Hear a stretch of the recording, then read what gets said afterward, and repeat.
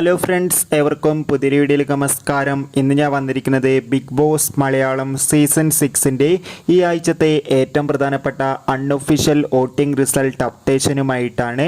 വീഡിയോയിലേക്ക് മുൻപ് video like ചെയ്യുക, ചാനൽ സബ്സ്ക്രൈബ് ചെയ്യുക.